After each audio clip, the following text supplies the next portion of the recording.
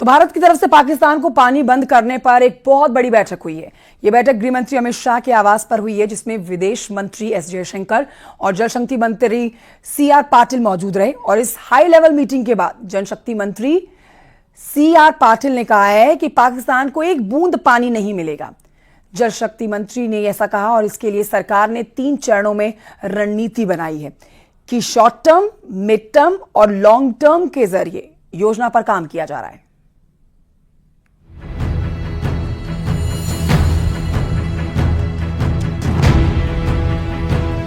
पाकिस्तान में नहीं जाएगा एक बूंद पानी। प्यासा मरने वाला है पाकिस्तान। 3 चरणों की रणनीति से पाकिस्तान होगा बस। पाकिस्तान के खिलाफ कड़े कदम उठाते हुए सिंधु जल समझौते को रद्द करने का असर बहुत जल्द ही पाकिस्तान में दिखने वाला है। पहलगाम में आतंकी हमला करना अब पाकिस्तान को बहुत भारी पड़ चुका है। पाकिस्तान के लोग अब बहुत जल्द ही प्यासे मरने वाले हैं, क्योंकि सिंधु जल समझौते को स्थगित करने के फैसले को लागू करने के लिए गृह मंत्री अमित शाह के आवास पर एक हाई लेवल मीटिंग हुई। इस बैठक में विदेश मंत्री एस जयशंकर और जल शक्ति मंत्री सीआर पाटिल भी मौजूद रहे। बैठक के बाद जल शक्ति मंत्री सीआर पाटिल ने दावा किया कि पाकिस्तान को एक भी बूंद पानी नहीं मिलेगा। इसके लिए सरकार ने 3 चरणों में रणनीति बनानी तय की है, शॉर्ट टर्म, मिड टर्म और लॉन्ग टर्म। इस दिशा में 3 स्तर की रणनीति से पाकिस्तान को एक बूंद भी पानी नहीं मिलेगा। जल शक्ति मंत्रालय की तरफ से ये सुनिश्चित जरूर किया गया कि पाकिस्तान बांधों की क्षमता बढ़ाने के लिए आधुनिक तकनीक का इस्तेमाल किया जाएगा। जल शक्ति मंत्रालय की तरफ से ये सुनिश्चित जरूर किया गया कि पाकिस्तान को पानी की सप्लाई पूरी तरह से बंद की जाएगी। जल्द ही इस योजना को अंतिम रूप दिया जाएगा। इधर सरकार पाकिस्तान को प्यासा रखने की कोशिश में है, तो उधर जम्मू कश्मीर के मुख्यमंत्री उमर अब्दुल्ला ने पाकिस्तान को पानी रोकने के सरकार के फैसले को स्वागत योग्य ठहराया। उमर अब्दुल्ला ने कहा कि वो और उनकी पार्टी कभी भी सिंधु जल समझौते के पक्ष में नहीं रहे। ये समझौता जम्मू कश्मीर के हितों के खिलाफ था और इससे प्रदेश को भारी नुकसान हुआ। To be honest, we have never been in favor of the Indus Water Treaty. We have always believed that the Indus Water Treaty has been the most unfair document to the people of Jammu and Kashmir. Now, what the medium to long-term implications of this are, that's something we will have to wait to see. दरअसल भारत और पाकिस्तान के बीच 1960 में हुआ सिंधु जल समझौता अब तक कायम था, जिसमें भारत को 3 पूर्वी नदियों रावी, ब्यास, सतलुज और पाकिस्तान को 3 पश्चिमी नदियों सिंधु, झेलम, चिनाब का उपयोग करने का अधिकार दिया गया था।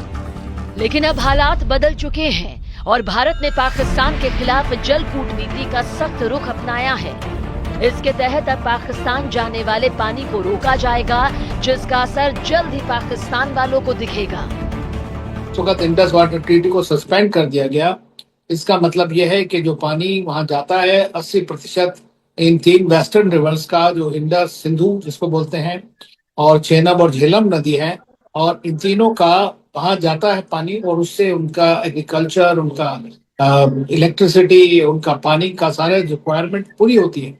तो इससे नेचुरली है कि ओवर टाइम वहां के लोगों को इससे समस्याएं होंगी, उनकी एग्रीकल्चर पर असर आएगा, क्योंकि 20-22% पाकिस्तान की सारी जीडीपी एग्रीकल्चर से आती है। यानी पाकिस्तान पर जल्द ही मुसीबतों का पहाड़ टूटने वाला है। इधर सिंधु जल समझौते को रद्द करने के बाद सरकार अगली रणनीति पर जुटने वाली है।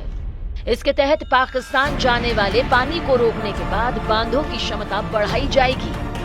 बांधों की क्षमता बढ़ाने के लिए आधुनिक तकनीक का इस्तेमाल किया जाएगा, ताकि ज्यादा से ज्यादा पानी स्टोर हो सके। इसके लिए बांधों की गाद हटाई जाएगी और बांधों से फ्लशिंग भी की जाएगी। सूत्रों के मुताबिक वर्ल्ड बैंक ने ये संधि कराई थी, लिहाजा भारत सरकार के इस फैसले की जानकारी उन्हें भी दे दी जाएगी और इस फैसले पर अमल तुरंत शुरू हो जाएगा। वर्ल्ड बैंक का इसमें बहुत लिमिटेड रोल है। अच्छा। वो तो सिग्नेटरी है उसके साथ, हमारे दोनों के साथ, तो उसका सिर्फ लिमिटेड रोल है। जब डिस्प्यूट रेजोल्यूशन की बात आती है उस समय में उसको या तो न्यूट्रल एक्सपर्ट अपॉइंट करने में उसका कुछ रोल रहता है, और या कोर्ट ऑफ आर्बिट्रेशन, दूसरा जो डिस्प्यूट होता है, ये डिफरेंस होते हैं तो न्यूट्रल एक्सपर्ट्स के पास, और फिर डिस्प्यूट की बात आती है तो हम लोग ये लोग कोर्ट ऑफ आर्बिट्रेशन की बात होती है, तो उसमें एक लिमिटेड रोल है उसको अपॉइंट करने का। हम ये सोच सकते हैं कि हम मेन स्टैम्प पे चिनाब के और मेन स्टैम्प पे हम झेलम के कुछ डैम्स की प्रोविजन, अगर हमें कोई अच्छी साइट मिलती है, फिजिबिलिटी होती है, तो हम बनाएं, और हम स्टोरेज करेंगे तो उसको यूज भी करेंगे पानी को भारत में, और अगर जरूरत पड़ी तो उसकी कुछ हद तक कुछ डायवर्शन की भी फिजिबिलिटीज बहुत पहले देखी गई हैं, उनको दोबारा से एक बार देखना पड़ेगा बहुत अच्छे से। इससे पहले पाकिस्तान को सिंधु जल समझौते को रद्द करने की सूचना वाली चिट्ठी भेज दी गई और पाकिस्तान को ये कहा गया कि उसने इसकी शर्तों का उल्लंघन किया है, इसलिए समझौते को रद्द किया गया है।